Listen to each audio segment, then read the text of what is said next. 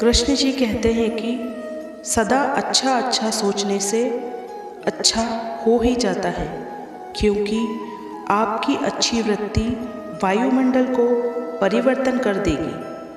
अगर क्यों क्या में जाएंगे ऐसा है तो कभी परिवर्तन नहीं होगा। अच्छा अच्छा कहते जाओ तो अच्छे बन जाएंगे। अपनी मनसावृत्ति सदा अच्छे की पावरफुल बनाओ तो खराब भी अच्छा हो जाएगा। जब अकेले हो तो परमात्मा से बात किया करो, और जब किसी के साथ हो तो परमात्मा की बात किया करो। मुस्कुराकर जिसको गम का जहर पीना आ गया, यह हकीकत है उसको जहां में जीना आ गया। बल से ज़्यादा बुद्धि का उपयोग करो, क्योंकि बल लड़ना सिखाएगा और बुद्धि जीतना। श्रृंगार करती महिलाओं से संघर्ष करती महिलाएं अधिक सुंदर लगती हैं। जिसकी सोच में आत्मविश्वास की महक है, जिसके इरादों में हौसले की मिठास है और नियत में सच्चाई का स्वाद है, उसकी पूरी जिंदगी महकता हुआ गुलाब है। कृष्ण जी कहते हैं कि रिश्ते निभाना हमें बच्चों से सीखना चाहिए। अगर झगड़ा भी करते हैं तो केवल 1 या 2 घंटा, फिर पहले जैसा मिल जाते हैं। रिश्ते स्वार्थ निकालने के लिए नहीं, रिश्ते साथ निभाने के लिए बनाए जाते हैं। मौन और मुस्कान दोनों का इस्तेमाल कीजिए। मौन रक्षा कवच है तो मुस्कान स्वागत द्वार। मौन से जहाँ कई मुसीबतों को पास फटकने से रोका जा सकता है, तो मुस्कान से कई मसलों का हल निकाला जा सकता है। शुक्रिया उन लोगों का जो मुझसे नफरत करते हैं, क्योंकि उन्होंने मुझे मजबूत बनाया। शुक्रिया उन लोगों का जो मुझसे प्यार करते हैं, क्योंकि उन्होंने मेरा दिल बड़ा कर दिया।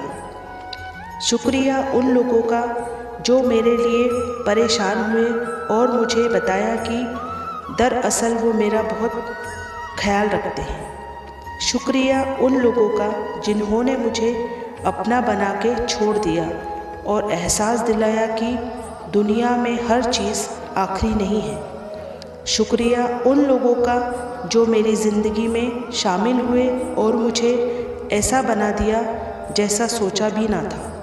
और ज़्यादा शुक्रिया मेरे रब का, जिसने हालात का सामना करने की हिम्मत दी। अहंकार में हम दूसरों को झुकाकर खुश होते हैं और संस्कार में हम स्वयं झुककर खुश होते हैं। सफ़र का मज़ा लेना है तो सामान कम रखिए, ज़िंदगी का मज़ा लेना है तो अरमान कम रखिए। कृष्ण जी कहते हैं कि माफ़ करना और शांत रहना सीखिए। आप एक ऐसी ताकत बन जाओगे कि आपको पहाड़ भी रास्ता देंगे। धर्म की लड़ाई में निमंत्रण नहीं भेजे जाते। जिसका ज़मीर जिंदा हो तो वो खुद समर्थन में आ जाते हैं। ऐसा कोई नहीं जिसने इस संसार में अच्छा कर्म किया हो और उसका बुरा अंत हुआ हो, चाहे इस काल में हो या आने वाले काल में। शिक्षा एक वृक्ष है जो दिल में उगता है, दिमाग में पलता है और जुबान से फल देता है। ज्ञान कल्प को धारण करके स्वयं के व जग के कलह कलेश मिटाओ। मनुष्य किसी सहयोग से ना तो अपनी किस्मत से सफल होता है, वह तो केवल अपने शुभ कर्म से सफल होता है। हमारा शांत रहना हमारी कायरता नहीं दर्शाता, यह शांति आरंभ है एक बहुत बड़े विध्वंस का। आपका मन आपका सबसे बड़ा मित्र है, अगर आप उसे काबू में रखें, और यही मन आपका सबसे बड़ा शत्रु है अगर आपका मन आपको काबू में रखे। कृष्ण जी कहते हैं कि अतीत को सोचकर रोना नहीं है, वह तो जा चुका है, उसे अपने चित्त से भी जाने दीजिए। भविष्य के बारे में चिंतित नहीं होना है, क्योंकि वह अब तक आया नहीं है। केवल वर्तमान को खूबसूरत बनाना है, क्योंकि हमारा भविष्य हमारे वर्तमान के श्रेष्ठ कर्म पर निर्धारित है। श्रेष्ठ कर्म करते जाएं तो भविष्य अच्छा होना तो अवश्य ही भावी है। जिंदगी में इतने व्यस्त हो जाओ कि उदास होने का वक्त ही ना मिले। सिर्फ तुम्हारा एकांत ही तुम्हें मनुष्य बना सकता है। भीड़ तो तुम्हें भेड़ बना देगी। चालाकी, चतुराई और बेशर्मी के मिश्रण को आजकल होशियारी कहते हैं। अगर पति पत्नी में आपसी तालमेल सही हो तो गरीबी में भी, परिवार में, जीवन में खुशहाली, शांति बनी रहती है और घर स्वर्ग बन जाता है। और यदि सभी सुख सुविधाओं के होते हुए भी दोनों के विचार न मिले, बात बात पर आपस में झगड़ते लड़ते हैं, तो घर नर्क बन जाता है। जो आपको सम्मान दे उसी को सम्मान दीजिए।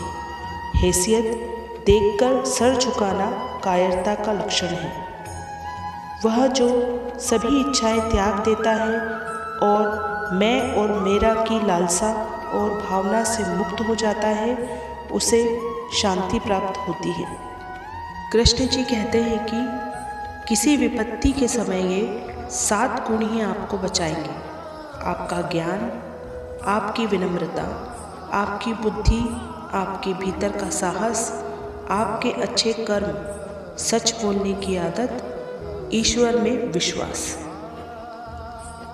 ज़मीन अच्छी है, खाद अच्छा हो, परंतु पानी अगर खारा हो तो फूल खिलते नहीं। भाव अच्छे हों, कर्म भी अच्छे हों, मगर वाणी खराब हो तो संबंध कभी टिकते नहीं। पत्नी हमेशा चाहती है कि उसके पति की उम्र उससे लंबी हो, ताकि वह जब अपनी उम्र पूरी करके भगवान जी के पास जाए तो उसकी मांग में सिंदूर हो और गले में मंगलसूत्र। फूंक मारकर हम दिए को बुझा सकते हैं, मगर अगरबत्ती को नहीं, क्योंकि जो महकता है उसे कौन बुझा सकता है, और जो जलता है वह खुद बुझ जाता है। जिंदगी में सिर्फ सुकून ढूंढिए, क्योंकि ज़रूरतें तो कभी किसी की ख़त्म ही नहीं होती है। मौन और मुस्कान दोनों का इस्तेमाल कीजिए। मौन रक्षा कवच है तो मुस्कान स्वागत द्वार। मौन से जहाँ कई मुसीबतों को पास फटकने से रोका जा सकता है, तो मुस्कान से कई मसलों का हल निकाला जा सकता है। कृष्ण जी कहते हैं कि केवल पैसों से आदमी धनवान नहीं होता। असली धनवान वो है जिसके पास अच्छी सोच, अच्छे दोस्त और अच्छे विचार हो। सुबह की बधाई का मतलब सिर्फ किसी को गुड मॉर्निंग, शुभ प्रभात कहना नहीं होता, बल्कि इसके पीछे एक संदेश होता है कि जब मैंने आंखें खोली तो मुझे आप याद थे।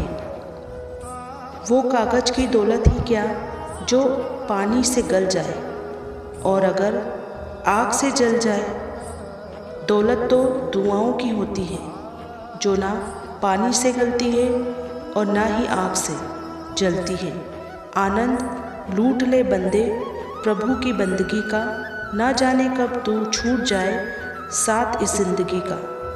कहते हैं कि दरिया बनकर किसी को डुबोने से बेहतर है कि जरिया बनकर किसी को बचाया जाए। ध्यान रहे कि ईश्वर से हमेशा एक ही प्रार्थना करें कि महंगी घड़ी भले सबके पास हो, लेकिन मुश्किल घड़ी किसी के पास ना हो। जैसे नींबू की कुछ बूंदें दूध और पानी को अलग अलग कर देती हैं, वैसे ही पैसे का थोड़ा सा घमंड पिता पुत्र, भाई बहन और भाई भाई के रिश्तों को अलग कर देता है। पत्नी की इज्जत पति के हाथ में होती है। अगर पति अपनी पत्नी की इज्जत करता है तो उसे सम्मान देता है, तो पूरा परिवार उसकी इज्जत करता है। अगर पति ही अपनी पत्नी को इज्जत नहीं देता तो परिवार पत्नी की इज्जत नहीं करता।